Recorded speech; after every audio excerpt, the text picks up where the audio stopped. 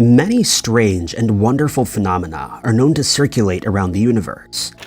One such phenomenon is known as the Mandela effect, which is a seriously strange occurrence. The Mandela effect is a term that was coined by Fiona Broome in 2008, after she created a website that detailed her observations on the strange phenomena.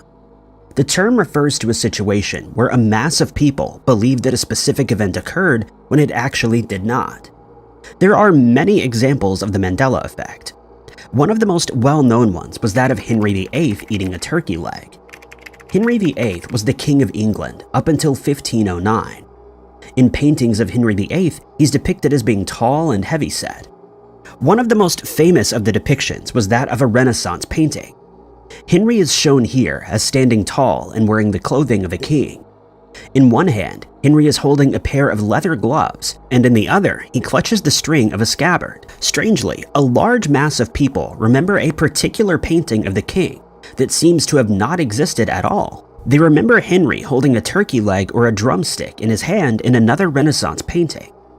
Online debates had sparked over this phenomenon. Some have argued that such a painting could have never existed, since turkey was only brought over to England after Henry had passed away in 1547. Turkey was introduced into England in 1550. Another source, however, states that Henry VIII was actually a fan of turkey, and another expresses that he had been the first king of England to have indulged in turkey. It is possible that they may be misremembering the famous painting of Henry, where they would see a pair of gloves as a turkey leg. In the memory that most people have, this leg is said to have been larger than how the gloves appear in the painting. There have been no paintings commissioned that show Henry VIII eating or even holding any type of food, including that of a turkey leg. Lack of evidence greatly supports that no such painting ever existed, but it does support that strange phenomenon and how our brains interpret and remember certain details. Upon researching Henry VIII eating a turkey leg, a variety of interpretations come up, but none of these seem to match with the memory that the majority of people have. One humorous depiction was that of the Cookie Monster holding a turkey leg and dressed as Henry VIII. The Simpsons also had their take on the matter, where Homer takes the position of king. It's theorized that the painting that people remember might have been confused with another painting of a completely different king. They may be remembering Henry as holding a turkey leg based on their biases towards larger kings and men. In most depictions, kings are painted as gluttonous and indulging in large quantities of food, or in food that only the rich would be able to acquire. Since Henry was one of the heavier kings, people would subconsciously expect him to be more gluttonous or stereotypically holding a large, oily drumstick while he was in the process of being painted. In a Reddit post under the subreddit r/Mandela effect, a user expressed that there are so many depictions of the false memory, this must serve as enough evidence that Henry VIII is somehow associated with him holding a turkey leg. This user expressed that he and many others have sworn to see this Renaissance painting, but upon searching for it online, nothing turns up. Most commenters on this post agree with him, stating that they had also seen the painting or vaguely remember it. Another user suggests that this might be an effect of combined memories. In most paintings of Henry VIII, he can always be seen holding something in his hand, whether it's gloves, a cane, a scroll, or a spyglass. They point to the fact that the object is usually always something brown. They furthered this by stating that since there are so many parody images of this phenomenon, we're most likely combining two memories. If that were the case, then where did the parody image arise from, if the false memory was not already in full swing? One of the most popular Mandela effects worldwide was that of the KitKat. The term Mandela effect arose when everyone had thought that Nelson Mandela had passed away while he was in prison, when in fact he actually lived until 2013. This effect has since affected many institutions, including the KitKat company. This strange phenomenon involves the KitKat logo having a dash in it. Everyone who has ever seen a KitKat chocolate bar remembers there being a dash between the two words kit and cat. Followers of this false memory believe that the much-loved chocolate bar had its logo altered. Customers who have purchased this chocolate brand state that the dash was in fact there some time back, and it has since been changed. In an advertisement video, a cashier can be seen holding one of the KitKat bars, and lo and behold, there's no dash. This strange example of the Mandela effect still confuses the world to this day. There do exist some images that show the KitKat bar having a dash between the two words, but the current logo does not. Many supporters of the KitKat candy bar are not too pleased about this apparent rebranding. Upon searches, you may come across some images that include the dash, but the majority of them are dashless. One explanation for this could be that the KitKat recipe was altered. The modification had come after the company had offered quality service to its supporters. KitKat was then combined with Nestle, which added an enhanced flavor of milk and cocoa to the butter. The goal of the new recipe was done to meet the new requirements of sugar cuts set out by the government. Despite the alteration, the customers were unable to tell the difference in taste between the old and new recipes. The recipe change resulted in a reduction of 3 billion calories and over 1,000 tons of sugar. The calories were cut down from 213 to 209. There was another slight recipe change that occurred during the Second World War due to a shortage of milk. This was when the red wrapper would be introduced, which most people are familiar with. Apart from the changing of the KitKat brand, the company also had to change the way that it looked. Wrappers were altered, resulting in a variety of different looking KitKats that did not include the white dash that we all seem to remember. It's been said that while there may have been a dash at some point, the new wrappers served as a distraction from the false memory that people were experiencing. A similar effect occurred with the famous bologna brand and hot dog brand called Oscar Mayer. While many believed that it was spelled Meyer as M-E-Y-E-R, along with new paper clippings and even advertising, it was in fact spelled with an A, M-A-Y-E-R. The name Oscar Mayer, spelled with the E, was found on bacon packs and other food products. On a yearly basis, the Oscar Mayer Wienermobile would drive around the country and allow youngsters to compete in a Sing the Jingle contest. The brand had also taught its supporters how to spell their name, which turned out to be an infectious kind of jingle. In a newspaper clipping, the heading Rising Star of an Oscar Mayer, spelled with an E, finalist, can be seen at the top of the page. With so much emphasis on this brand throughout their existence, it did come as a shock to supporters when they discovered that the correct spelling was not with an E, but rather with an A. In another newspaper clipping, the Wienermobile can be seen, and on the side of it, in big, bold lettering, the words Oscar Mayer with an A are written, not with an E as others have suggested. Underneath this image, the caption still spells the name wrong despite it being clearly visible on the vehicle. There are a plethora of advertisements and articles that spell the name incorrectly, though. Even though the name could be clearly seen in most images for articles and advertisements, the captions would almost always be spelled incorrectly, adding to the Mandela effect, where supporters would believe that it was spelled with an E. It's even been suggested that the images of the logo were later swapped out to say Meyer with an A, while the captions remained as an E. A Reddit user on the subreddit Mandela Effect had expressed that he always remembered the name being spelled with an A, and then says now they're called Meyer, with an A. A commenter stated that it was always spelled with an A, and he knew this because of the Bologna song that taught one how to spell Oscar Mayer. For some reason though, the name will always be spelled with an E. A rather strange Mandela effect was that of the cartoon show known as Looney Tunes. Looney Tunes was created by Hugh Harman in 1930. This is the cartoon that includes some of the biggest cartoon names, such as Bugs Bunny, Daffy Duck, and the Roadrunner. Characters such as these would soon go on to become iconic mascots and be loved by the Looney Tunes supporters. There's something strange that's occurred in regard to this cartoon, though. Watchers of the show distinctly remember the show being called Looney Tunes, spelled T-O-O-N-S, and not Tunes, T-U-N-E-S. Some believe that it was spelled using the double O method, and others think it was spelled the same way that you would spell musical tunes, while others believe both methods were used at some point. One commenter stated that one of their friends even recalled that it was called Looney Tuning. Another explained that the whole thing actually bothers him because in earlier years, the cartoons were called Toons, with a U, and newer cartoons would be spelled using the double O. This person recalls watching Space Jam, where the squad was called Toon Squad using the double O.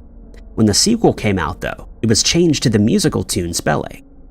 Another user had explained that they remembered the word being spelled T-O-O-N-E, which is a combination of both methods. Many watchers of the show mostly distinctly remember the word being Toons, T-O-O-N-S.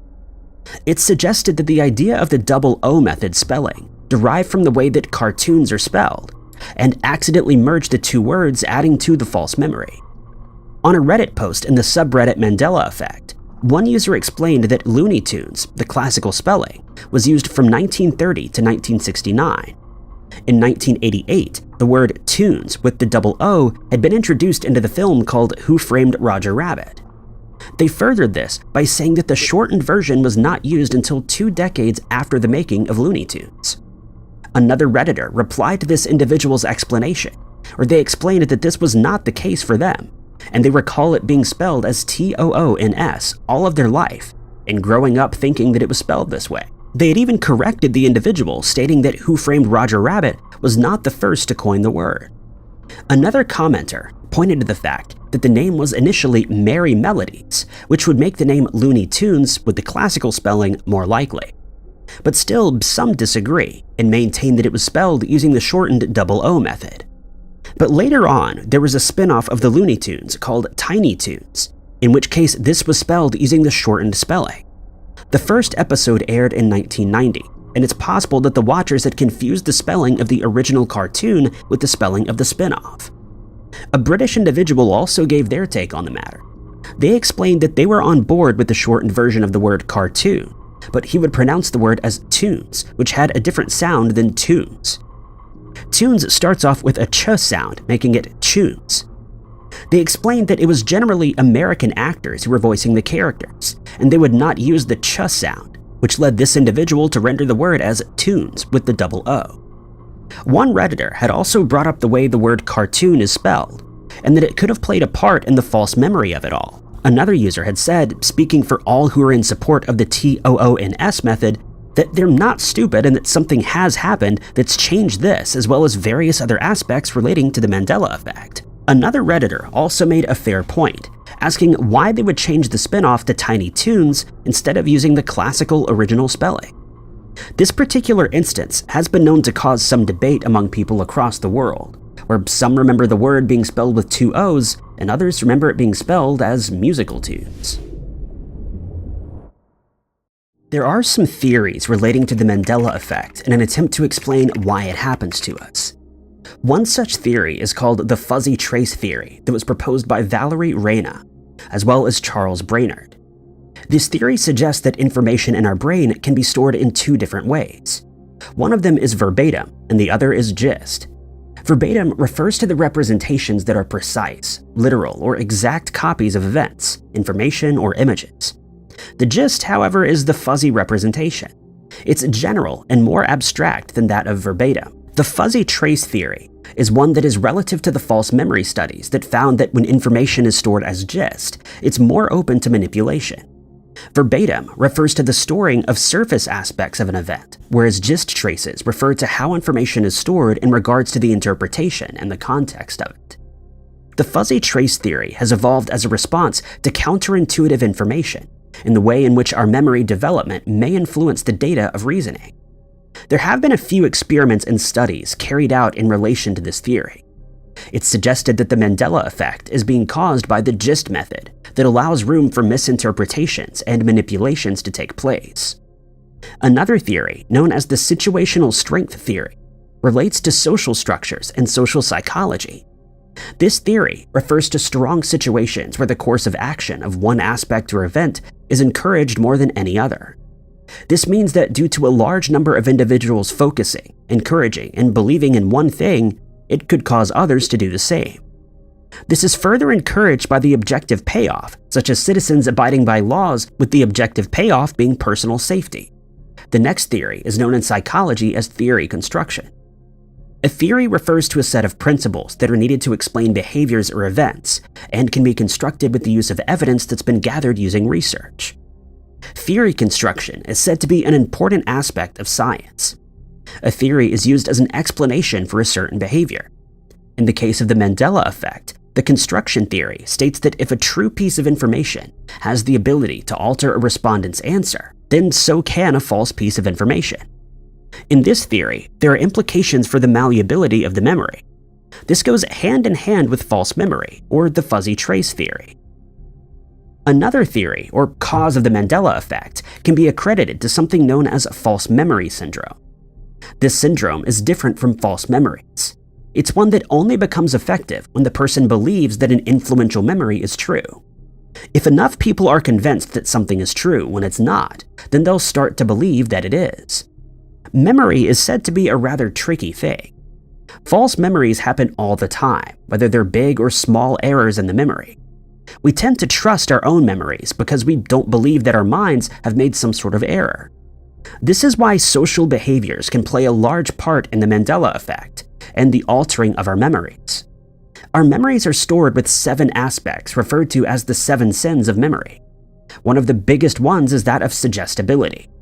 If one is suggested that a certain event did or did not happen, that memory can be altered accordingly. Additionally, the mind does not remember a true event, but rather it remembers the last memory you had. If one occurs within that memory, one will continue to remember it as such until it becomes something that's not even close to the original memory. In addition to this is bias and persistence. The persistence comes from the masses, who continually reintroduce these theories to the public until everyone believes that something happened even if it didn't, or if something was spelled differently. This can also be done accidentally, such as in the case with Oscar Mayer. In the articles, even though the name was visible, the caption misspelled the word, leading to the majority of people believing that it was spelt that way, and were shocked to find out that it wasn't. Blocking, transience, misattribution, and absent-mindedness all play a part in the way we remember a certain thing. That being said, while our brains might be the subject of false memory, it's also possible that certain things in our earlier lives did in fact change, such as in the case of Looney Tunes and KitKat. These could all be subjects to rebranding, and then for corporations to convince the majority that it was like that the whole time, when they believed that it was not. Another prominent case of the Mandela effect is that of the Mona Lisa smiling. Many of us remember that in the painting of the Mona Lisa, the woman did not have much of a smile on her face. In some instances, we recall that she was the most unhappy-looking woman who didn't smile. Some people may have even been referred to as the Mona Lisa if they were being moody. Most of us distinctly remember that the Mona Lisa never smiled, but much to your surprise, she was smiling. On the subreddit Mandela Effect, one user brings this to attention. The Redditor explained that they were a graphic designer and that they'd come across something that stated that the Mona Lisa never had a smile or a smirk. They write, quote, "That's right, she never did." This person, as many will do, went onto Google to pull up an image of the original Mona Lisa painting, and lo and behold, she was smiling. The individual expressed that the hair on their arms even stood up once they realized that the memory had been a lie. They wrote in their post that it appeared as though someone had liquefied the face's painting in Photoshop. The person explained that the image just does not look how they remembered it. They also pointed to the fact that they've never seen her with a veil on. This user would go on to say that they were really fascinated with this painting, even before learning about the smile, and had even watched tons of documentaries on the artwork. The Redditor explained that the Mona Lisa was depicted as a mysterious type of person, which led to the theory that it may have even been a portrait of Leonardo da Vinci, the painter of the artwork. To this individual, and many others, the Mona Lisa had always had a blank and depressive facial expression. For many of us, this painting didn't have a smile or even so much as a smirk. The Redditor even states that the smiling painting actually creeps them out. The user then edited the image that he found so that it would look more like how he remembered it. He placed the image into Photoshop and removed the veil, which many others also don't remember being there in the first place. They then removed the smile and made it neutral before erasing the dimples that could be seen caused by the slight smile. It was also noted by the Redditor that the mouth region appeared smooth as if it had been airbrushed, which was a contrast to the rest of her face, which clearly shows the effects of the aging process of artworks. They thought that the airbrushed look appeared to stand out, and so they added the same texture from her forehead to the mouth area. Then they left the link at the bottom of their post showing the supposedly original Mona Lisa, and their newly edited version as how they remembered it. The user's rendition certainly appears a lot more natural, and how most of us would have remembered the Mona Lisa. One commenter explained that the right-hand image of the two was the one that they recall seeing.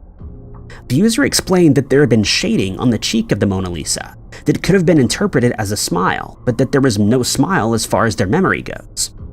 The Redditor further explained in their comment that there was also something different about the eyes that they just couldn't pinpoint. In the post, someone mentioned a movie called The Da Vinci Code, with one scene that features the Mona Lisa painting. This artwork is said to resemble the memories more than what the Google searches seem to produce. Another person attributed this event to something other than the Mandela effect. They believe that as children, our minds are unable to identify what a smirk is, and only understand full smiles or laughter, or just being straight-faced. But a good selection of people who remember the Mona Lisa not smiling were already more competent at the stage when they had viewed this painting. This might just be another false memory or a slightly altered memory, or perhaps the Mona Lisa's mouth has been redone somewhere along the line, and all the evidence of that has been removed. The Mandela effect is a term used to describe when a large group of people, or a majority, share a common memory of something that's now entirely different from what they initially believed. Some suggest that this is due to a glitch in the matrix or a switching of realities. Psychology explains that this is due to misremembering information and is largely affected by media as well as mass hysteria. There exist many examples of this strange phenomenon. Captain Crunch or Cap'n Crunch. There are some who believe that the Captain Crunch cereal was called Cap'n Crunch, and to some, this is a very real memory, and they're shocked to discover that the word Cap'n was never used. 5 years ago, a Redditor had taken to the subreddit Mandela Effect and explained the issue at hand. It was some time prior that they'd seen people complaining what the cereal was called. The poster explained that they have a journal of Mandela effects, where they jot each one down in case it changes again sometime in the future. They will have written evidence of the fact. The Redditor also noted that the Fruit Loops cereal was also changed to Fruit Loops, spelled with 2 O's. Upon further research, they discovered that Captain Crunch was changed back to Cap'n Crunch. One commenter had posted a link to an image from the Friends series where a box of Cap'n Crunch can be seen. A more recent comment stated that this only proved how much reality shifts. Initially, they'd been seeing Captain Crunch and always knew it as Cap'n Crunch, but now they were seeing it as Cap'n and not Captain, and they're entirely confused about the whole thing. Some suggest that the cereal name had been changing and was initially Cap'n, before becoming Captain and then switching back again. For others, this is some sort of strange phenomenon, or as the commenter suggested, a switch of realities. One user also suggested that physical evidence should be collected. Boxes of cereal and other items should be bought and kept in storage, so that when there's another change, there's more evidence to go on. There are 2 variations to this particular Mandela effect. While some may believe that the 1963 cereal was called Cap'n Crunch, it was actually always Captain Crunch. It's stated that the spelling has never changed. But according to others, it changed a few times, where some believe it was initially called Cap'n, and then Captain, and then back to Cap'n, whereas other variations suggest it was Captain Crunch, and always has been. It is noted that companies spend a lot of money on branding and making a name to popularize their product, so changing the spelling might do something to affect that. But the belief that the spelling of the cereal was changed a few times is a perfect example as to what the Mandela effect phenomenon is. This example is split between 2 sides, where some remember Captain Crunch and the others remember Cap'n. Cap'n Crunch even has a Twitter account under the name Real Cap'n Crunch, spelled as Cap'n, C-A-P-N, not as Captain as some may remember it. There are more people who seem to recall that it was said as Captain Crunch, and they're now freaked out, as one person stated, because of the change of name. They said that they could not even look at their box of cereal the same way. One user on this platform had stated that they also referred to it as Captain Crunch. It's uncertain which of these are correct, but for the time being, the cereal is currently known as Cap'n. Should the name change in the future and all internet evidence be erased, the Journal of the Redditor will surely back up the claims. There also exist different variations on how Cap'n Crunch cereal boxes looked, with differences in color and design. So if such variations exist, it would not be far-fetched to believe that there's an alternate spelling of the cereal somewhere along the line. People remain highly suspicious of these supposed changes, and maintain that their memory served them correctly, as do many of us. The cause of the Mandela effect is still not entirely understood, and it continues to be investigated to this day, with only theories being produced as to what may cause it. Risky Business is a 1983 romantic comedy film starring Tom Cruise. In one scene of the movie, Cruise, who's playing the part of Joel Goodson, can be seen in a white shirt wearing sunglasses and dancing in the room. But the scene actually didn't appear as such, despite many people remembering it that way. Cruise actually didn't wear any glasses in this scene, and he also wore a light pink shirt, not a white one. Many individuals have even dressed up as this memory for Halloween, and would be shocked to find that their attire was wrong all along. In a Reddit post on the subreddit Mandela Effect, one person explained that they'd been watching a Disney Channel show called Jessie, where one of the children had reenacted that exact scene. He wore a white shirt and sunglasses.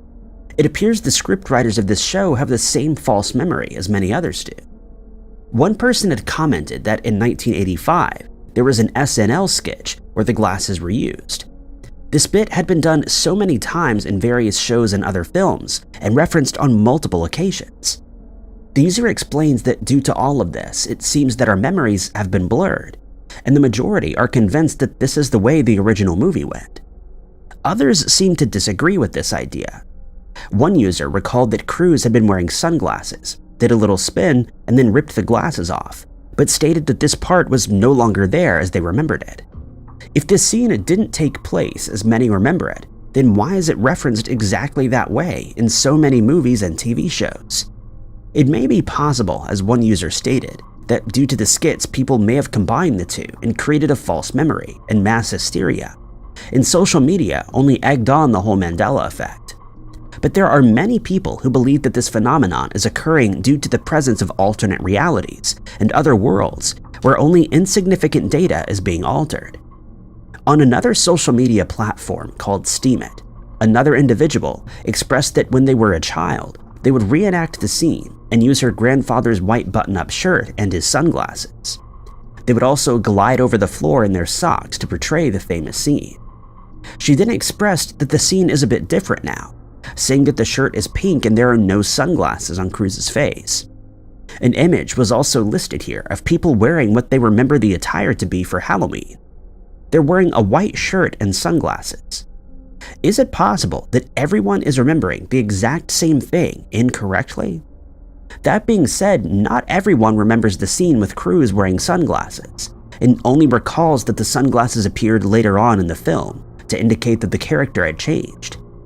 The poster further explains that the Mandela effect is the term used for thousands, if not more, isolated incidents of people remembering that President Nelson Mandela had passed away in prison. While misremembering and false memories may be among the top explanations for this phenomenon, some suggest that one should look into the concepts of theories, such as parallel realities and quantum physics, as possible causes of this effect. It's also found that cognitive dissonance may also be a common symptom of this. But again, is this the majority suffering from the exact same effect? Or is there more to the phenomenon than we may currently understand? This is not the only film that's become part of the Mandela effect. Another film is that of The Matrix, which is later discussed. Along with this is the Darth Vader moment, where everyone thought he said, "Luke, I am your father," only to discover later that it was, "No, I am your father." Or C-3PO's silver leg that was not there in the numerous times that some individuals had watched it. There are many more examples of this phenomenon that are yet to be completely and convincingly solved. Aside from films and shows, there are many other examples of this phenomenon, ranging from food brands to classical paintings and much more, that cause the majority to believe that they may in fact be traveling through many different realities. Perhaps we are, and that's a theory that should certainly be explored. For now, though, we know that it was a pink shirt that Cruise had worn until the next alteration that may or may not present itself in the future. What happened to Shaggy's Adam's apple? This is the question surrounding this example of the Mandela effect. In the Scooby-Doo cartoon series, the animators had created the much-loved and rather nervous character, Shaggy Rogers. To the trusty memory of many individuals, Shaggy had an Adam's apple. But in some internet searches, there does not appear to be an Adam's apple on the well-known version of the character. Most viewers remember that the Adam's apple was used for comical effect when Shaggy had eaten something or when he had gulped in fear. But many individuals remember seeing the Adam's apple throughout the entirety of the episode. The Mandela effect was brought to attention 6 years ago on a Reddit subreddit titled Mandela Effect. The person who posted it also linked a list of images of the various versions of Shaggy, with only one of them showing an Adam's apple. One Reddit user initially commented that they recall there being an Adam's apple during the fear gulps that both Scooby and Shaggy would take, and it would only appear for that sequence. They later posted an edit stating that someone had reviewed some Scooby-Doo episodes and discovered that there were only a few scenes where Scooby and Shaggy would gulp, and when they did so, there had been no Adam's apple present. They went on to say that this was a peculiar thing, since they also remember there being an Adam's apple in some instances of the cartoon, if not throughout the entire course of it. Others also recalled that this would only appear for comical effect, and that it did happen rather frequently.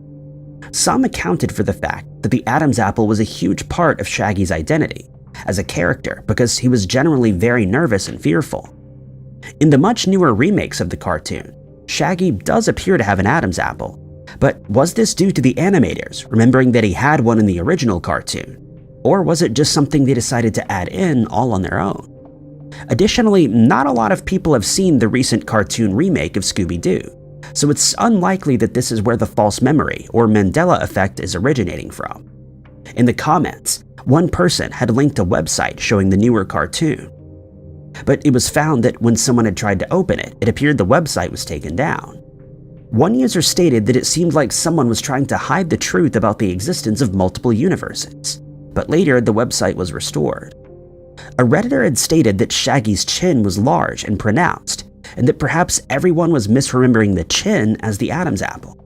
But this didn't seem to be the case with some individuals. Another user stated that his neck and throat looked too smooth now and certainly seem out of place. The list of different Shaggy variants dates all the way back to 1972, in which not a single variant has an Adam's apple.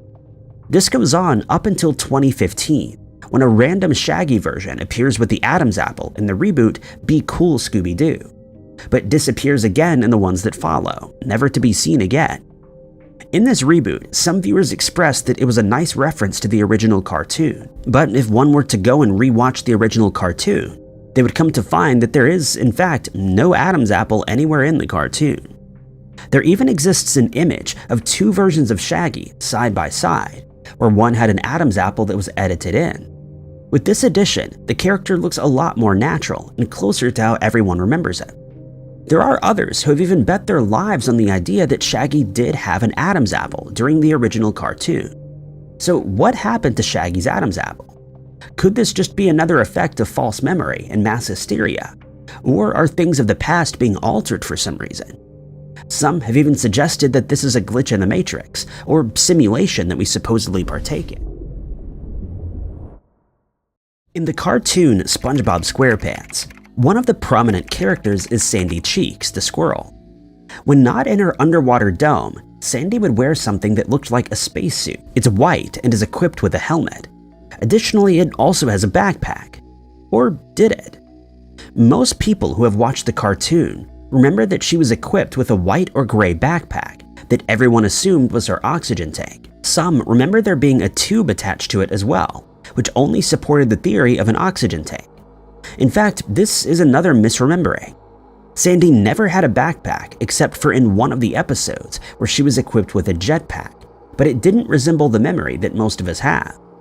Commenters of the subreddit Mandela Effect seem to agree. Most of them distinctly remember the white or gray bag that was on the squirrel's back throughout the cartoon. The poster had stated that Sandy had a white rectangular backpack, but they could find no mention of it online, and so they turned to Reddit to see if others remembered the same thing, and they did.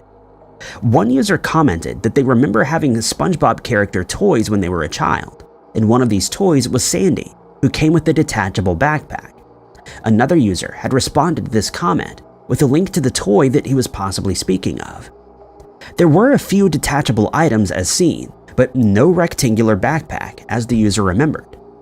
Another commenter pointed to the fact that she's wearing a spacesuit, and spacesuits do have backpacks, so it would make sense that one would think she was equipped with one. But looking back at images of the character now makes her seem bare or incomplete. One user said that the backpack was a light gray color with rounded edges, while another remembered it to be exactly as it was described. They recalled that there had been circles on the shape that made it look like an oxygen conversion system. They were shocked to find that the Sandy Cheeks backpack existed nowhere, not even in the games.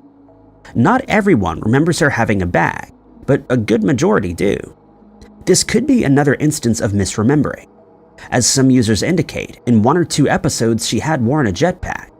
If this were the case, that could mean that the majority of people may have just associated the backpack with the character and thought that they'd seen her wear it throughout the entirety of the cartoon.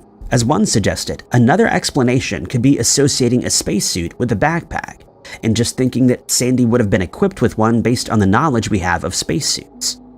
Some individuals are able to figure out that they may have misremembered something, such as one user who thought that Sandy had a purple backpack, but upon looking up some images, they quickly realized how they think they came to this. They had accidentally combined the memory of the jetpack shape with the color of the character's bikini. Another user stated that they truly remember a backpack and that it even had a tube, which was not always there. They too had a toy of the Sandy character with a backpack. One of the most recurring sentences found in the Mandela effect comments is, "but it's gone now." This suggests that some believe that something was there and then edited out later on. Perhaps they remember it from a different reality. A TikTok user had also covered this story and played clips from the SpongeBob cartoon. Sandy's backpack isn't there. The viewers were in utter confusion upon seeing him. Additionally, in this clip, Sandy's tail is not there. This alludes to the idea that there had been different versions of the character when the cartoonists were creating her. This could include the version where she didn't have a backpack. The TikToker reveals all the different Sandy versions at the end of the video, and not a single one of them has a backpack. They ranged from 1999 all the way to 2019. If the backpack had been edited out, then what would be the reason to erase the entire idea from existence? One user had even expressed that Sandy had explained what the backpack had been used for in one of the episodes. This really strange phenomenon continues to plague the world with no convincing explanation. If this is due to a false memory, then how is it that so many individuals are remembering the same false memory? It's suggested by scientists and psychologists that the shared delusion may be a result of something similar to mass hysteria. Most people who have watched the movie The Matrix seem to remember a specific line being spoken. The following line was believed to have been spoken by Morpheus while he was explaining the Matrix to Neo, saying, quote, "What if I told you everything you knew was a lie?" Well, that memory in itself is a lie. The line never existed despite everyone clearly remembering it, including some Redditors on the subreddit Mandela effect. There appears to be some unanimity in the comments section that alludes to the idea that this sentence was part of the script. One Redditor who also remembers this sentence released the script from that particular scene, and the sentence everyone remembers is not there. One of the commenters explained that when the movie first came out, he and his brother had watched it at least 20 times together. This individual stated that he had recently come to hear about the Mandela effect and discovered that this line that he and his brother remember never existed at all. The way he had phrased it was, quote, "the line didn't exist anymore." He then rewatched the movie himself, and it was, in fact, not uttered during the entirety of it. The user had explained that he had a shiver run down his spine and could also imagine Morpheus's voice saying this very line, and so he quickly called his brother. He explained the situation, and his brother relayed the line word for word as they both remembered it. The user then went on to inform him that the line had never existed. Another Redditor had stated that the line was 100% there and that they had changed it. He asked what scene it was from and what the line was so he could prove that it existed, but to no avail. Another Reddit user explained that they remember the line as, "What if I told you everything you knew to be true?" which differs slightly from what others appear to remember, while another person stated that the movie does not say it at all, and remembers the line being "everything you knew was a lie." It's strange that a vast majority of people seem to remember the same thing. In fact, there have been memes made about that particular line. This example of the Mandela effect is said to be one of the eeriest ones in film. Anyone who has watched the movie recalls the moment Neo sits down with Morpheus, who explains the Matrix to him, including this particular line, and after that, Neo takes the red pill. This was an iconic moment in the film, so much so that viewers seem to share the false memory of it. If everyone seems to remember that scene and that sentence with slight variations, it's difficult to be convinced that it was just another false memory. Some have suggested that the film was edited with that sentence taken out, but there doesn't appear to be any reasoning behind why anyone would need to do that. Millions of fans argue against the fact that the words were never said. Then rewatching the movie, one will find that the iconic sentence really isn't there. Could the memes that were created have played a role in the shared false memory that viewers seem to have? If the line was never said, then how did the memes even come into play in the first place? There are some questions that one may ask themselves when trying to figure out how this could possibly be the case. It was expressed by another individual that they'd become distressed while trying to figure this out because they too, like many others, remember that exact line and the voice of Morpheus saying it. Some people remember slight variations of the initial sentence. Some recall that line being, "What if I told you that everything you'd been led to believe is a lie?" which to some may sound like the actual sentence from the movie. Another Redditor had looked at various articles explaining the shared memory away, and then stated that they don't face him and that this whole place is backwards. Whether the line existed or not, we may never come to know. The question of whether the past can be changed has also come about. It's said that scientists may be exploring the exact concept, with theories ranging from quantum mechanics to the many worlds interpretation. One of the most tedious tasks to do at school is to learn the names of all the presidents of the United States throughout history. Though there have only been 46 presidents so far, remembering all their names is quite a feat, and most people wouldn't be able to name the entire list if they were asked to, though this is completely understandable. Some people use a trick when they try and name the past presidents, which is try to remember the faces that they see printed on money every day. But not everyone is aware that this won't always work, since not everyone who appears on money has served as president. One of the most common mistakes when naming past presidents is to think of Alexander Hamilton, who many are surprised to learn was never actually president, though his face is printed on the $10 bill. Similarly, Benjamin Franklin's face appears on the $100 bill, though he's also never served as US president, despite many people believing that he did. It may be because of this misconception that many people believe they've encountered a Mandela effect when they think about Alexander Hamilton, as they're adamant that he did serve as president at one point, but are shocked to find that the history books say otherwise. The truth of the matter is that Hamilton would likely have become president were it not for a pamphlet that he published in 1797, which contained details of an affair that he was having with a woman named Maria Reynolds, who was married at the time. According to the pamphlet, Reynolds arrived at Hamilton's house in 1791 and told him that she and her children had been abandoned by her abusive husband, and asked if he could help her with some money so that she could get to New York and seek help from her friends. Later, he went to the rooming house where she was staying and gave her $30, after which they started an affair. When Reynolds' husband found out what was happening, he blackmailed Hamilton, demanding that he paid $1,000 for his silence on the matter. He paid the amount, but her husband kept asking for money, and in 1792, Hamilton decided to end the relationship for good. In August of 1797, Hamilton published the pamphlet, which then became known as the Hamilton Pamphlet, and laid bare the entire scenario, including the blackmail demands and payments that had been made. This left his wife shocked and humiliated. His chances of ever becoming president of the United States had been ruined, but he managed to save what was left of his career and still had the ear of president at the time, John Adams. However, he and Adams would become embroiled in a feud just before the 1800 election took place, and Thomas Jefferson would eventually take over as president, and the Federalist Party started its decline. On the 11th of July, 1804, Hamilton engaged in a duel with one of his political rivals, Aaron Burr. In 1804, Burr decided to run as independent rather than Republican, something that irked Hamilton to no end, and he did everything in his power to dissuade the Federalists from supporting him.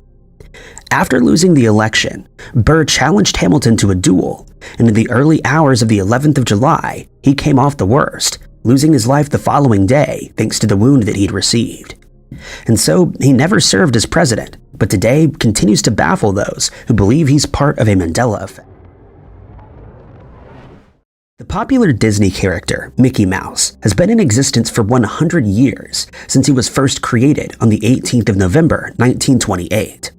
But at the time, he was called Mortimer, though this moniker didn't last long before it was changed to Mickey. It's said that the name was changed because Mickey's creator, Walt Disney's wife, Lillian, didn't think it was a good fit since it sounded too pompous, and since Mickey would serve as the Disney company's mascot, they needed a name that was more suited to the brand. The first two cartoons that featured Mickey didn't make much of an impact, but when the now famous short called Steamboat Willie was released, it took the world by storm, since it was the first ever animated release to feature synchronized music and sound effects. Just a few months later, Mickey was all the rage, and a slew of Mickey-inspired merchandise was released.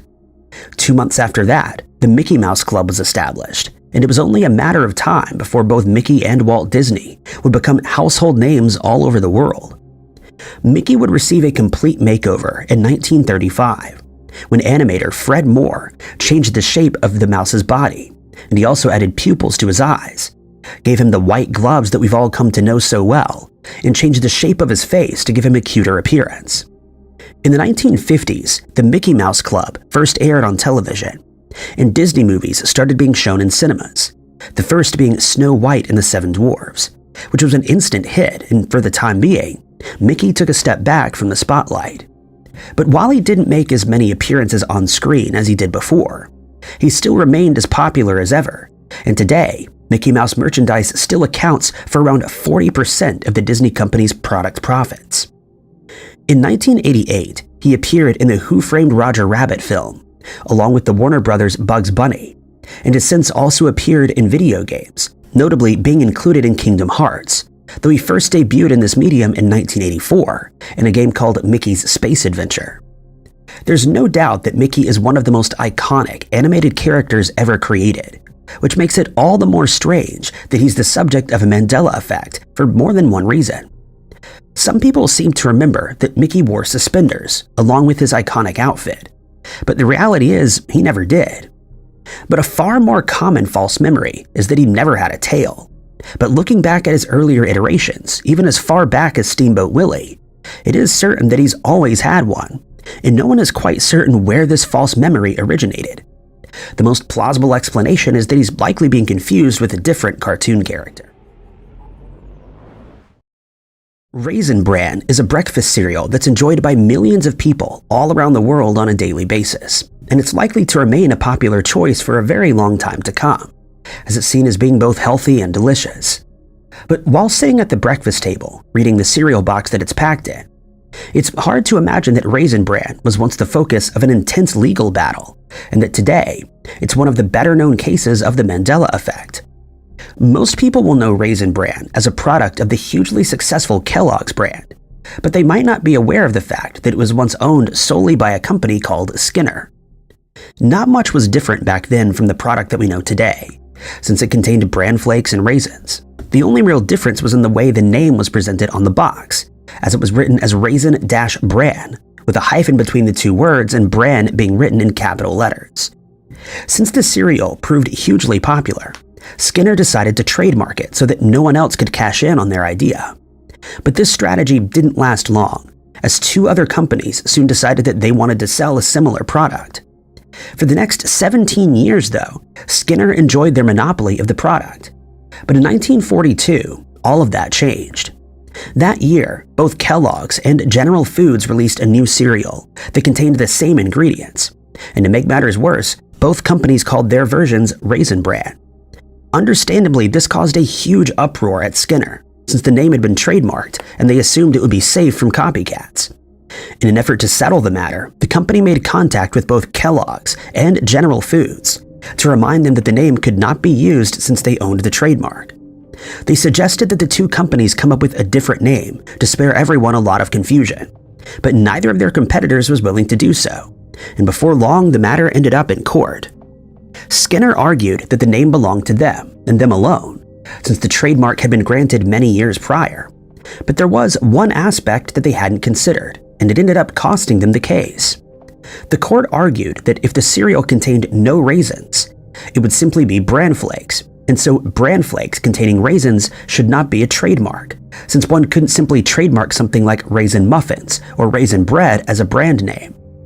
Furthermore, since both the competing companies had their names printed on the boxes, no one could mistake it for a different brand, and so there couldn't be any confusion when the product was being purchased.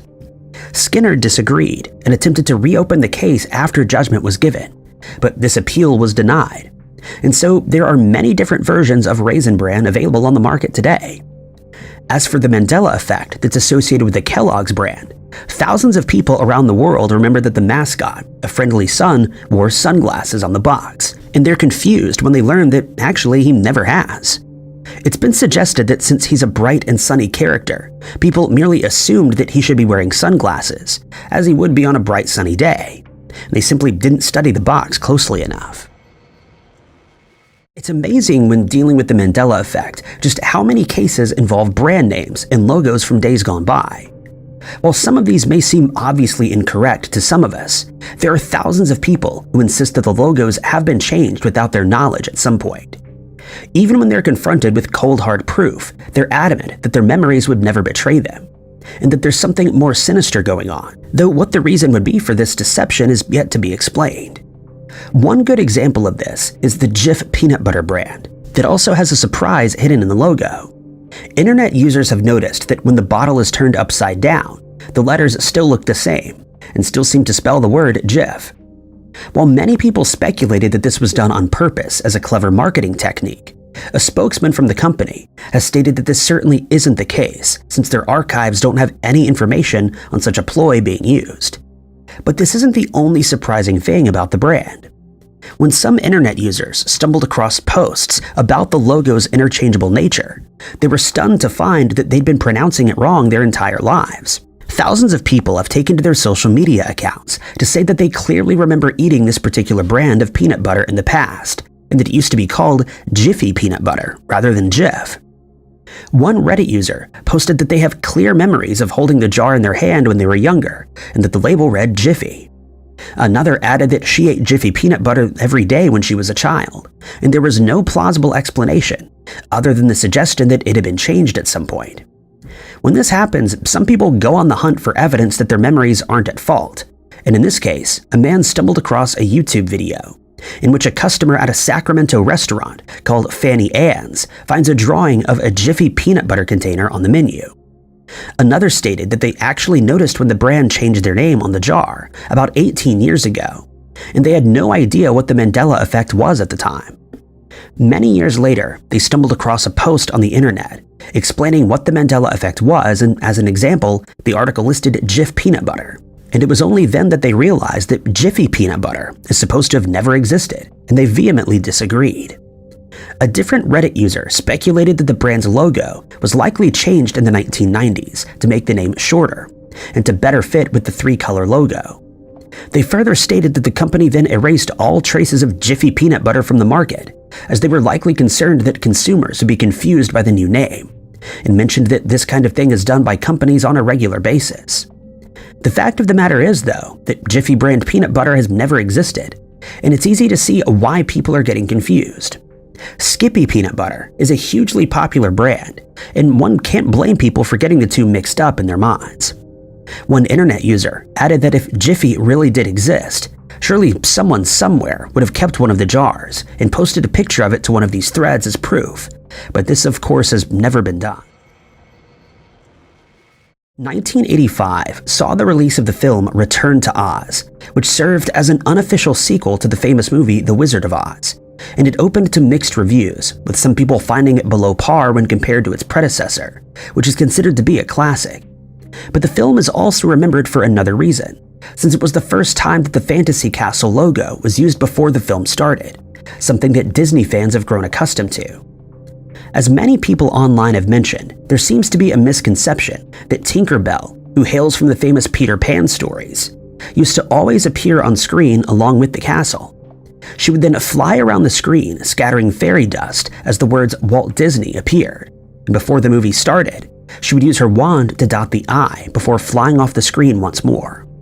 But in reality, this never happened, causing a lot of people to wonder if they have faulty memories or if something was changed without them realizing.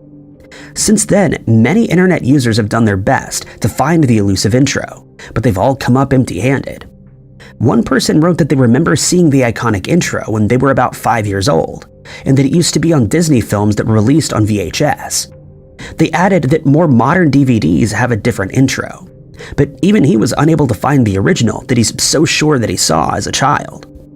There are others who claim that the intro did exist, but that the Tinkerbell that was used in the original looked different from the one that we know today. Another person stated that the animation everyone was talking about only appeared at the beginning of the Peter Pan film, and it was never used on any of Disney's other releases.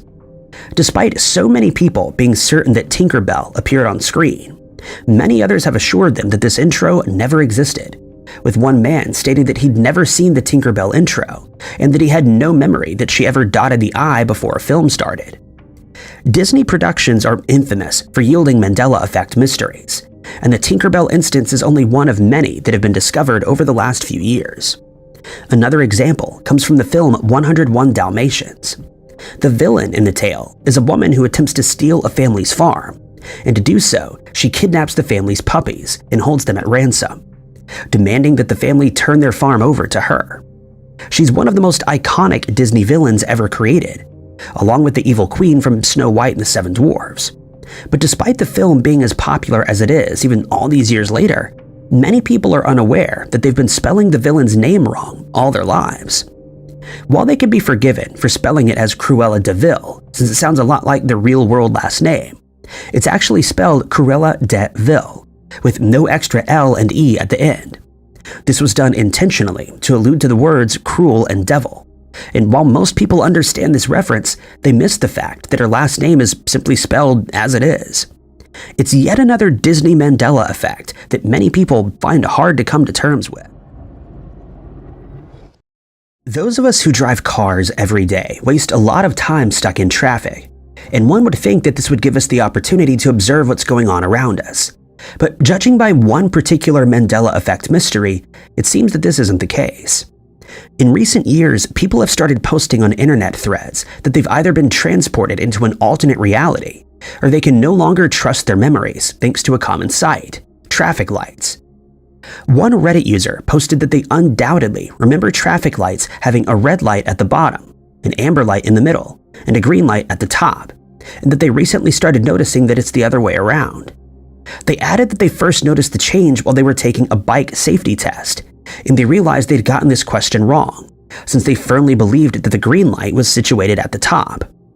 Strangely, this post was inundated by replies from people who remember the same thing, and soon a debate started as to who was right and who was wrong.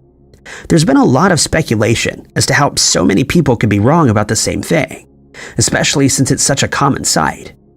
It's been suggested that traffic lights are positioned one way in certain states while they're the other way around in others, but other commenters quickly put an end to this discussion by stating that all traffic lights are presented in a standard way throughout the United States. Others then suggested that they might be the other way around in other countries, but since the original poster has never been out of the country, this would not have affected their memory to the point where they remember the lights being the wrong way around. There's also been speculation that some of the people who remember the green being at the top may be colorblind, and that they only perceive the lights being arranged this way. But that doesn't account for the fact that such a large group of people now see them the way everyone else does. This Mandela effect is not only a strange one, but could prove to be very dangerous, since someone who doesn't read traffic lights correctly could very easily skip the light when it's red and cause a serious accident. But this, however, is not the only Mandela effect that deals with traffic.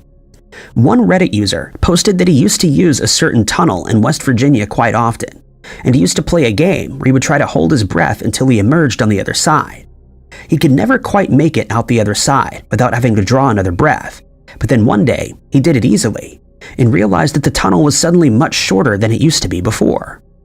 Another Redditor added that he also used to drive through a tunnel in Phoenix, Arizona on a regular basis, and at first he had no problem seeing while inside the tunnel since it was well lit with long fluorescent lights. But then one day, he entered the tunnel and found it much harder to navigate since it was much darker, When he looked at the lights, he realized they'd suddenly changed to yellow-colored pot lights that were far less effective. It's likely that these lights were merely swapped out, but he was adamant that the change was too swift and that it must be a Mandela effect. There are 195 countries in the world, but most of us will only be able to point out the biggest and best known ones on an atlas, though there are thousands of people who have memorized them all and can recount them whenever they want. As for the rest of us, we would likely need to consult a map if we were asked where some of the smaller and more obscure countries are. But one Mandela effect that's left a lot of people stumped doesn't have to do with one of these countries, but rather an entire continent. Though most people don't have the world map memorized, most of us have a fair idea of where most countries are, since we have a mental image of the map in our heads. We also don't spend much time looking at atlases, since it isn't part of our daily lives, but when it comes to identifying the location of continents, most of us would do quite well. That is, unless we're asked to identify South America's location. In a very strange Mandela effect mystery, people have started to realize that they have a false memory of where South America is situated. One would think that it's one of the easier ones for you to remember, since it's situated right below North America. But if that was your thinking, you'd be dead wrong. The reality is that South America is actually situated below and to the east of North America, which has come as a great shock to some users. On one Reddit thread, a user stated that they remember learning in school that South America was situated directly beneath its counterpart, and they even remember seeing it that way on a world map that they were using.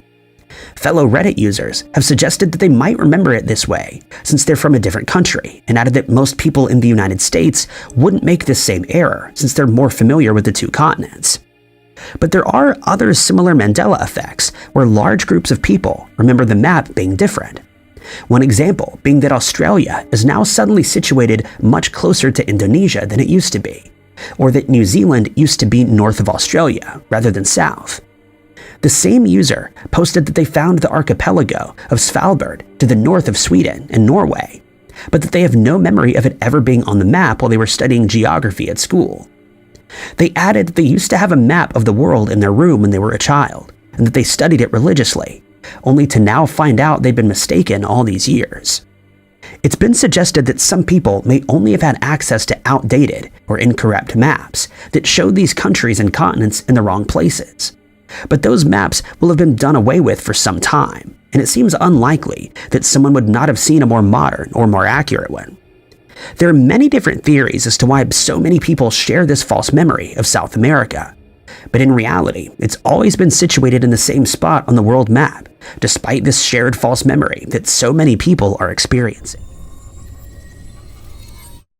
The Pokemon franchise is one that took the world by storm when it was released in February of 1996, and despite its age, the characters still remain hugely popular with the show's fans, as well as video game addicts.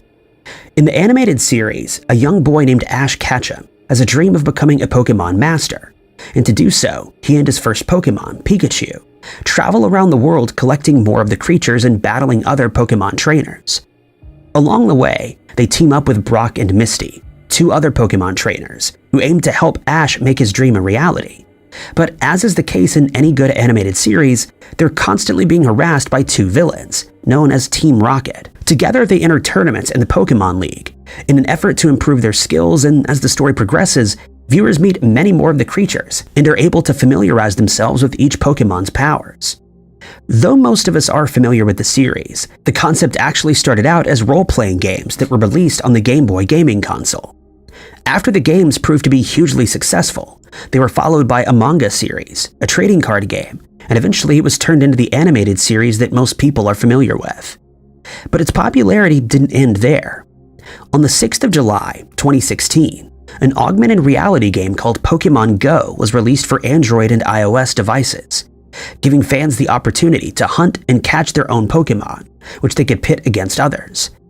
The game proved hugely successful, and shortly after its release, it wasn't uncommon to see people hunting for the creatures in public spaces, with some people traveling vast distances to capture some of the more rare characters that they could then add to their own. The game quickly became a global phenomenon, with people comparing the distances that they had walked to acquire their creatures, and many stated that it was a healthy way to game since they got some exercise while searching for new additions to their inventory. There can be no doubt that this is one of the biggest animated franchises the world has ever seen, which makes it all the more perplexing that Pokémon contains one of the better-known examples of the Mandela effect. The mystery in question centers on Ash's Pokémon and friend, Pikachu, who's also probably the most recognizable of all the Pokémon. Many fans have stated that they remember the creature's lightning bolt-shaped tail having a black section near the end, and they're often stumped when they find out that their memories have betrayed them. However, it isn't just a few people here and there who remember this detail, as thousands of people all around the world have the same memory, despite the character's tail just being yellow. This false memory could have originated from the fact that Pikachu has yellow ears that are tipped with black coloring, and they likely expected this detail to be carried over to its tail, which is understandable. Some of the character's features were indeed changed over the years. It was once drawn as quite chubby, but has been slimmed down in more modern versions, and it once had a white muzzle that's now no longer present. But one characteristic that's never changed is its tail. It's always been yellow and never contained a black tip, despite the insistence of some fans that a change was made at some point without their knowledge.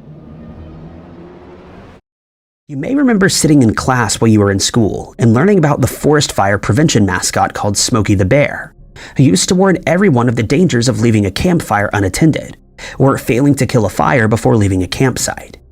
Smokey made his first appearance in 1944, but not everyone is aware of the fact that he only came to be thanks to the Second World War. In 1942, while the war was in full swing, a Japanese submarine attacked an oil field that was situated close to Santa Barbara. News of this attack spread panic among members of the public, and there was a real concern that these types of attacks could cause the Los Padres National Forest to catch fire, and it would be a lot of damage done. While fires caused by explosives would indeed be very dangerous, there was also the fact that forest fires were being unintentionally started by people who were camping out in the woods, and who weren't informed about how to prevent these fires from starting or spreading in the first place. In no time, the prevention and control of these fires became a matter of national importance, and it was decided that a method had to be found by which members of the public could become better informed. Some of these types of measures were already in place at the time, one being a poster that showed a forest ranger pointing outward and stating, "Your forest, your fault, your loss." But still, 90% of forest fires were being caused by careless campers, and something new had to be done. Hence, the Cooperative Forest Fire Prevention Program was created, and soon posters were put up that contained logos such as "Forest fires aid the enemy" and "Our carelessness, their secret weapon." The hope was that these catchy phrases would stick in people's minds, and they would become more responsible when camping. But in 1944, they went a step further by using the Bambi character as a mascot. The campaign proved hugely successful, but Bambi couldn't be used in later campaigns since the character was the property of Disney, and so a new one had to be created. To ensure that the character would be instantly associated with the forest, the decision was made that a bear would be the perfect fit. And so, in August of 1944, Smokey Bear was created. That may sound like a mispronunciation, since you may remember the mascot's name being Smokey the Bear, rather than Smokey Bear. But this is yet another Mandela effect that's shared by thousands of people across America. The character's name has never included "the" in its title, which has caused a lot of confusion among those who are unyielding in their belief that they learned about Smokey the Bear while they were in school. But this is once again very understandable. Smokey Bear doesn't roll off the tongue as easily as Smokey the Bear does, and hence this latter version has been firmly embedded in people's minds as the original and correct pronunciation, despite what they may have been taught. There is, of course, always the chance that some teachers misread the information that they were teaching their classes, and erroneously called the mascot Smokey the Bear, leading many people to recount the wrong name well into their adulthood. Today, Smokey Bear has his own website, as well as his own Facebook page, and he continues to serve as the mascot against forest fires. Many people will state that one of their favorite things to do as a child was to study their cereal boxes while sitting at the breakfast tables as a child, not to mention hunting for the prize that these boxes used to contain back in the day. Over the decades, there have been hundreds, if not thousands of different cereal mascots, each with their own way of convincing consumers that their brand was the best one to buy, and that it was healthy to boot, though this was rarely the case. Nonetheless, we all became very familiar with these characters, not only because we saw them at the breakfast table every day, but also because they appeared in advertisements on television, on posters, and sometimes in real-life cameos at family events. One of the more famous and memorable of these mascots is Tony the Tiger, who serves as the face of Kellogg's Frosted Flakes.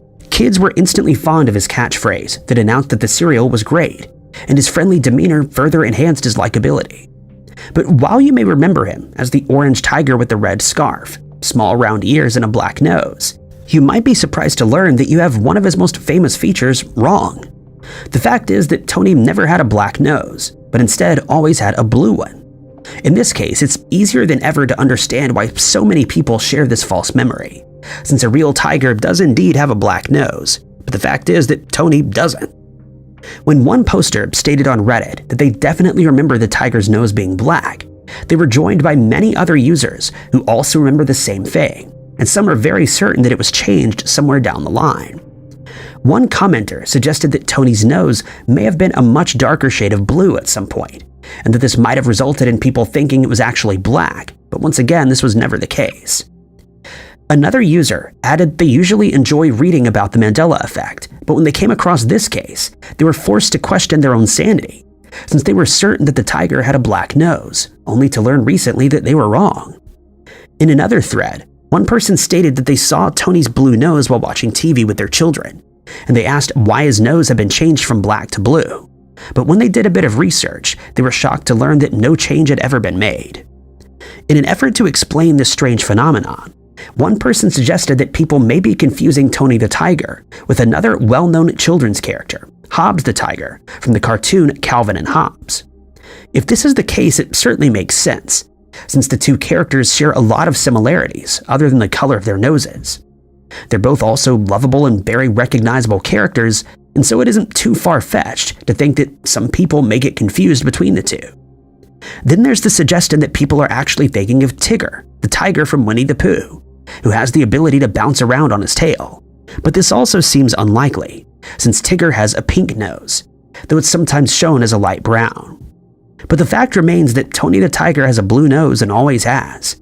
The Mandela effect is a strange phenomenon that can play tricks on people's minds, and there are sure to be many more examples in the future, but only time will tell which form they'll take. Metallica is a heavy metal band that's known the world over and is considered by many people to be the greatest that the genre has ever produced. To date, they've released 11 studio albums and continue to set the world on fire with their live performances. While most Metallica songs are fast and include heavily distorted guitars, they've also written a number of slower songs, including the famous Nothing Else Matters and Mama Said, to name but a few. But most fans will tell you that one of their slower songs stands a head and shoulders above the rest. Fade to Black focuses on the tale of someone who's lost their lust for life and no longer sees a reason to keep on trying. Shortly after it was released, the band caught some flack for the song's subject matter, since the album on which it appears, Ride the Lightning, came out in the midst of the satanic panic of the 1980s, and many people felt that it was sending the wrong message to younger, more impressionable fans. Today, though, it's seen as one of the band's all-time anthems, and it's since come to light that the song helped many people through dark times in their lives, as they've stated that after hearing it for the first time, they finally understood that they weren't alone in feeling that life had lost its luster. Since this track is so famous among heavy metal fans, it's surprising to learn that it's now the subject of a Mandela effect mystery, 40 years after it was released, and it's all thanks to one lyric that they're certain has been changed somehow. Many people have stated that they've listened to this song thousands of times over the years, and they've always known the very first line to be, "Life, it seems to fade away." But they've now come to learn that the band's vocalist, James Hetfield, actually sings, "Life, it seems will fade away." It's left many of the band's fans perplexed, as they're adamant that the line has been changed, though others have assured them that the lyrics have always been the same, and that they simply misheard or misremembered it. It's also been pointed out that "seems to fade away" is easier to anticipate than "seems will fade away," and that this might be one of the reasons why people remember the wrong lyric instead. But there is, however, another lesser-known Mandela effect associated with the band, though this one centers on their third album, Master of Puppets, which is also considered by many to be their best. Some people were under the impression that it only contains 7 songs, and when they find out that it actually has 8, the last track being Damage Inc., they're left completely amazed, since they've listened to the album many times without noticing. Richard Simmons is famous in the fitness world for his quirky, upbeat personality, and for revolutionizing the 1980s fitness tape craze that took the world by storm. But there are a few facts about Simmons that only some people are aware of. For instance, many people will be surprised to learn that he grew up in a religious household in New Orleans, and once he'd finished high school, he decided to enter a seminary in Iowa with the aim of becoming a priest. By this stage, he weighed 240 pounds due to a food obsession that he developed while he was still a child. And this, coupled with his over-the-top personality, just didn't fit in with the lifestyle of a priest. And so, after 2 years, he decided to look for a different career. Next, he thought about pursuing a career in medicine, but found that he didn't possess the constitution for it. He then worked as a cosmetics executive and a fashion illustrator, but ultimately decided that fitness was his passion. This realization came to him thanks to an anonymous letter that was left on his car's windshield. It stated that overweight people like him are more likely to pass away at a young age, and he immediately decided to do something about his weight problem with the mantra, "Love yourself, move your body, and watch your portions." He then started a series of fitness videotapes called Sweatin' to the Oldies, and soon his tapes were available at nearly all video stores, and he was being likened to fitness icons such as Arnold Schwarzenegger and Jane Fonda. He also chose to record his tapes with regular people who were also trying to lose weight, rather than using fitness models that could be seen as intimidating. This seemed to put his fans at ease, and before long his career was soaring to unimaginable heights. But there is a less likable side to Simmons. He's admitted that at one stage, he used to confront people on the street and admonish them for being overweight, and this trend continued when he opened his own restaurant in Los Angeles. Although he owned his own restaurant, he stated that he doesn't enjoy eating in them, as he's often approached by fans who want to know whether the meal they ordered is healthy or not. He also doesn't enjoy people looking over at his table to see what he ordered, and hence he prefers to stay in his hotel room and orders room service when he's traveling. He's enjoyed a very fruitful career as a fitness guru, and has become a household name over the years. But Simmons has been a topic of discussion on the internet lately for a different reason. His fitness tapes have become the focus of a Mandela effect mystery that his fans can't explain, since they've watched hours of his footage. Many people remember his flamboyant style while working out, but when one TikToker pointed out that he never wore a headband, people couldn't believe what they were hearing, since they thought it was one of his trademark accessories. In fact, the mental image of Simmons wearing a headband is so prominent that it's become a popular Halloween costume. But the reality is that he never donned one. It is possible that people are confusing the headband with the trademark wristbands that he used to wear, or that it's just assumed that he wore one since many people who work out use them to keep perspiration out of their eyes. The hit movie Grease, which was released in June of 1978, still ranks among some people's favorite movies ever made, even though it was released nearly half a century ago. The film was one of John Travolta's first, and is considered by many to be the release that catapulted his career to the dizzying heights that eventually turned him into a Hollywood A-lister. Initially, the film was slated to be released as an animated movie, since it was the brainchild of Ralph Bakshi, who'd become known for other animated releases that did very well. But the film's co-creator, Jim Jacobs, didn't think this was a good idea, and producer Alan Carr decided to film a live-action movie instead. Well, the first face that comes to mind when we think about Grease is John Travolta's. He wasn't the first choice to play the character of Danny Zuko, since the role was originally offered to Henry Winkler. Winkler had attained the ultimate cool status thanks to his role in the series Happy Days, in which he plays the Fonz. But his recording schedule for the show was too hectic, and he simply didn't have the time.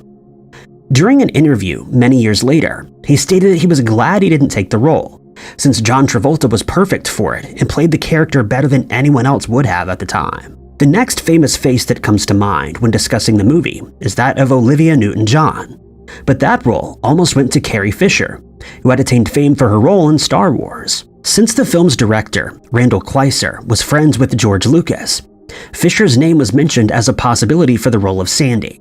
But since Kleiser couldn't judge her singing and dancing ability from the Star Wars film, he decided to look for someone else, and Newton-John eventually landed the iconic role. She'd already cemented her name as a great singer, but she had her doubts about starting an acting career, and at first was worried that she may not be cut out for it. But when she appeared on a screen test with Travolta, she felt much more at ease and decided to accept the role. Not many people know that Travolta's sister, Ellen, also had a small role in the film. Travolta spoke to the production team while Ellen was visiting the set one day, and she was given the role of an actress who can be seen watching the dance contest while it's being broadcast on television. It's an iconic movie that has stood the test of time, thanks to the likable characters and songs that it contains. Some fans have watched the film hundreds of times and will likely watch it hundreds more, which makes the fact that it's now spoken about as a Mandela effect mystery all the more perplexing. The mystery concerns the lyrics of one of the songs in the film called Greased Lightning. This song wasn't just featured in the movie, but after its release was also constantly played on the radio. But many people misremember the opening line. Why this car is automatic, it's systematic, it's hydromatic. Why it's grease lightning. As being the car is systematic, hydromatic, ultramatic. While most people are adamant that these have always been the correct lyrics, there are thousands who claim that the second instance used to be correct, and that they've now been changed thanks to the Mandela effect. In 1890, Oscar Wilde released a book that tells the tale of a young man who's concerned that his good, youthful looks will deteriorate as he gets older. Something that weighs heavily on his mind, since he believes beauty is the only aspect of life that's worth anything. While he's having his portrait painted by a man named Basil Hallward, who considers Gray to be his muse, he realizes that he needs to do something to keep his youthful looks. But since there's no way of stopping the aging process, all he can do is make a wish. He wishes that he'll never age, and that his image in the portrait will age instead. A short time later, he notices that the portrait has somehow changed, and he then realizes that his image seems to be of a slightly older version of himself. But this isn't the only change. The expression in the portrait has taken on a sinister look, with a strange sneer starting to appear on his face. As time goes by, the image in the portrait becomes more and more hideous, and soon Gray's face becomes virtually unrecognizable.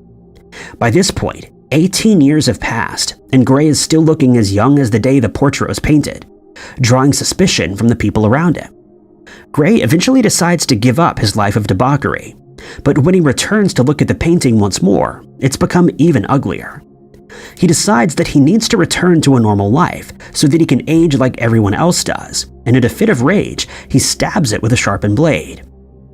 While doing so, he lets out a cry, prompting his servants to come running into the room, but when they do so, they find a deceased elderly man that they don't recognize.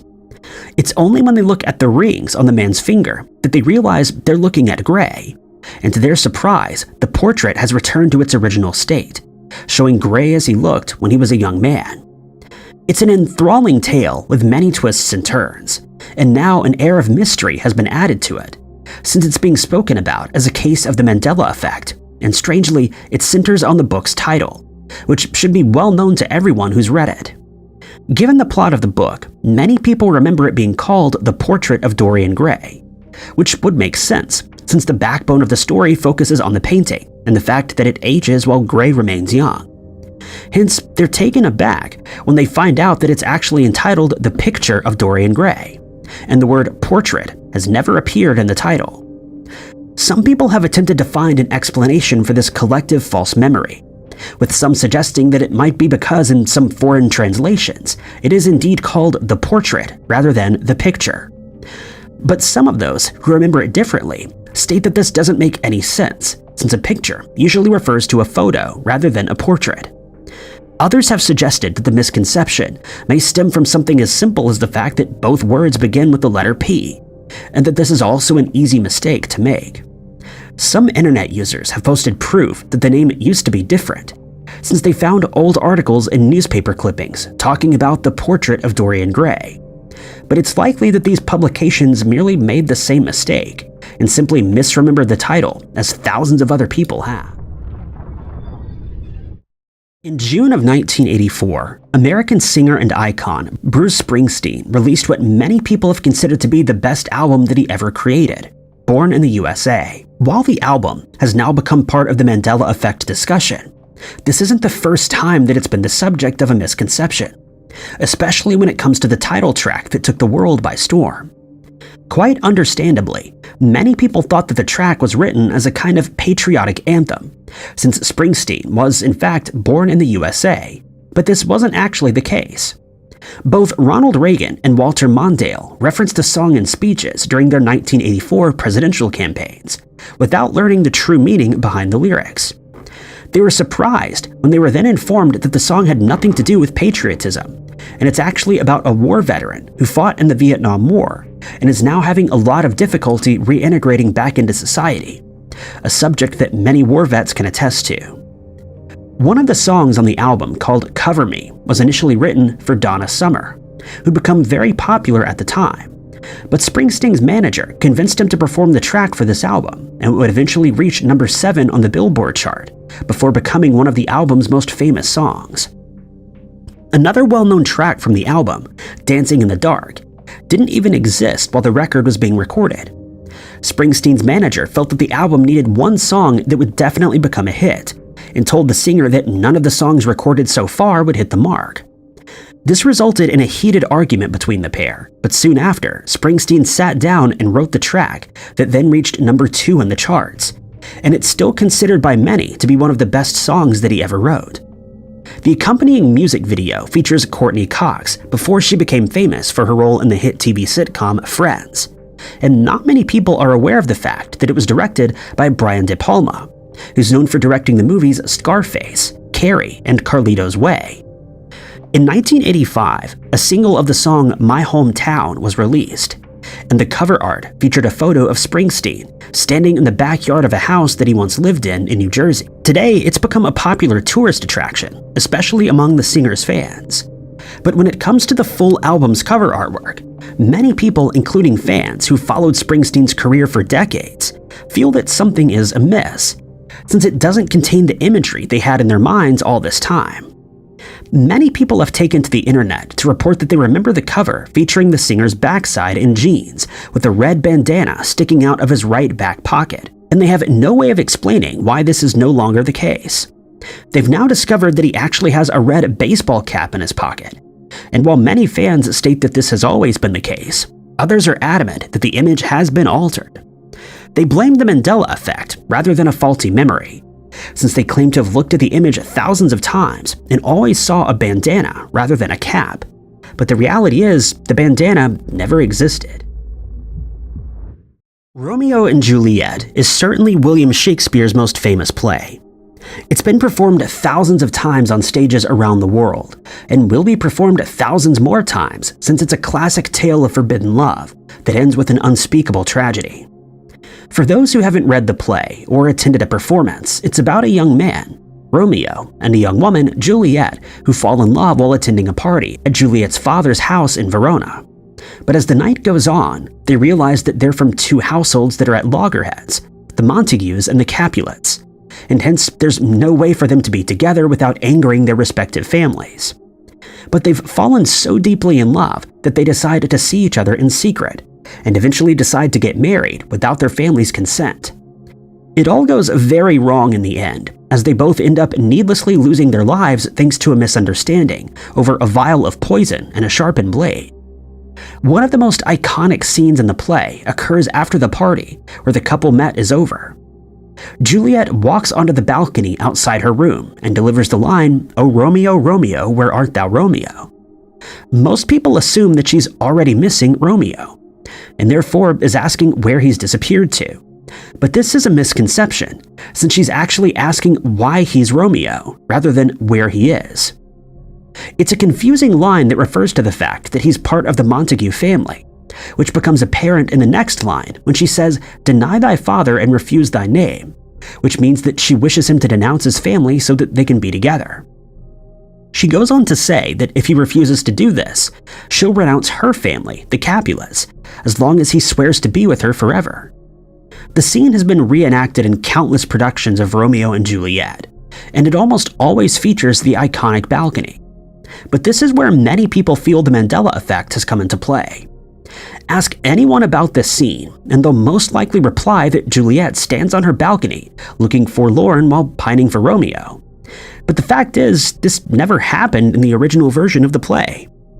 Internet users have expressed their shock and surprise at learning that she actually just stands in her room's window while delivering these lines, and that there was never any balcony involved. Keep in mind that Shakespeare was born in 1564 in Stratford-upon-Avon in England, and considering the fact that balconies didn't become popular in that country until the start of the 19th century, it's likely he'd never even seen one, and hence would not have included one in any of his plays. To many people, this seems almost unthinkable, since the image of Juliet standing on her balcony has been recreated so many times that it's become one of the play's most famous scenes. Since the play has been read millions of times, some people believe that it's now been changed by the Mandela effect, with the balcony being changed to a mere window. But historians are adamant that no balcony was ever mentioned, and this is merely a case of a shared false memory. One of history's most discussed mysteries is the identity of the man in the Iron Mask, a prisoner who was held at the Bastille in Paris, France, as well as a few other well-known prisons in the country.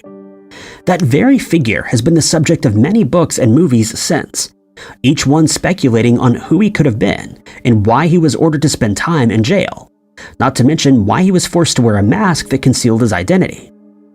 As with other well-known historical but unidentified historical figures, such as Jack the Ripper, many people have attempted to discover the prisoner's true identity, and through the years, many candidates have been suggested. First, it was thought that he may have been a member of the British royal family, and that his face was kept hidden, so that the family's name wouldn't be damaged by his arrest and prison sentence, but this has never been sufficiently proven. Other suggestions included speculation that he might have been a disgraced French general, or that the prisoner was the well-known playwright Jean-Baptiste Poquelin, who's better known by his stage name Molière. But it was then discovered that there could only really be two candidates, since only two people were imprisoned during the time that the man in the mask was in custody. The first is a man named Ercole Mathioli, who's known to have betrayed King Louis XIV while he was in the process of certain political negotiations in the 1670s. This led to him being kidnapped and put in prison for a very long time. Since the man in the mask was buried under the pseudonym Marchioli, which sounds a lot like Mathioli, many people feel that this was a clue to his real identity. And since both Louis XV and Louis XIV stated that the prisoner was Italian, he became a very likely candidate. But it then came to light that Mathioli couldn't possibly have been the man in the mask, since he passed away in 1694. And since the unknown prisoner was only buried 9 years later, it was certain that it wasn't him. The next likely candidate was Eustache Dogger, who was arrested in 1669. Many people feel that he could be the man in the Iron Mask, since his arrest included instructions that he was not to speak to anyone except if he needed something, and if he spoke without permission, his life was to be ended. Added to this is the fact that he was once seen being transported to a different prison, while sitting in a covered chair so that no one could see his face. But then there's the problem with the prisoner's real name. It isn't known whether Eustache Dogger was his real name, or if it was just a pseudonym used to keep his true identity hidden from members of the public. Some historians have suggested that he somehow became embroiled in a political scandal, or that he was a nobleman who was arrested for his debauched lifestyle. But the truth is that his real identity remains unknown, and it may never be discovered. What is known is that the prisoner was first held at Pinerolo in Piedmont, Italy, until 1681, after which he was transferred to several other prisons. He was finally brought to the Bastille in France in September of 1686, and he would remain there until he passed away on the 19th of November, 1703. His burial took place the very next day, and it was said that he was around 45 years old. But this did little to solve the mystery of who the man behind the mask was. While this mystery is still very much alive, the case is now being included in lists regarding the Mandela effect, and it's thought to be mostly thanks to later depictions of the tale. It would make sense for anyone to assume that the prisoner was ordered to wear an iron mask, though we still have no idea why this was done. But any historian worth their salt will tell you that this simply wasn't the case. The truth is that he never wore a mask made of iron, but rather his mask was made of velvet. It's believed that this misconception is thanks to a French writer who described the mask as iron. It's also said that the prisoner likely didn't have to wear the mask permanently, as most people would assume, but that he would be told to put it on when he was allowed out of his cell. Since this would not have happened very often, it's far more likely that he spent most of his time in prison without it.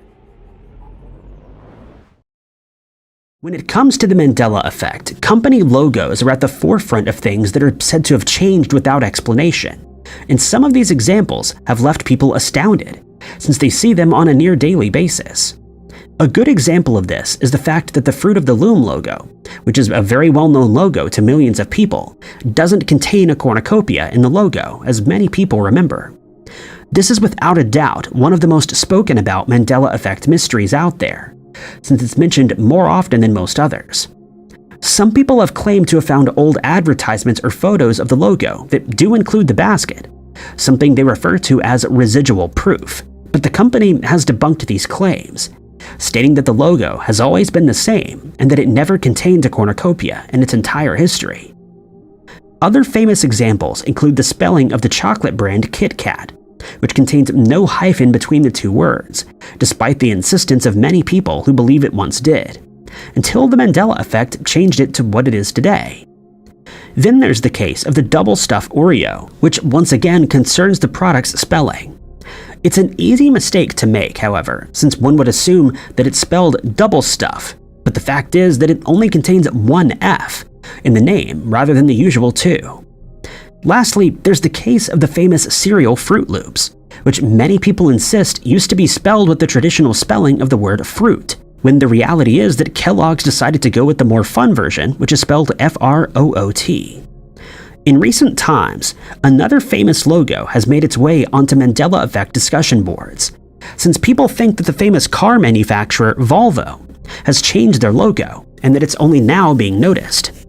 They believe it used to consist of a single circle with the company's name written across it, but they're left scratching their heads when they learn that it also contains an arrow that points upward and to the right.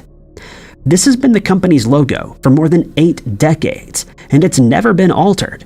But there are many people who feel that they remember the true logo, and that the arrow is a new addition that never used to exist, or at least not in this reality.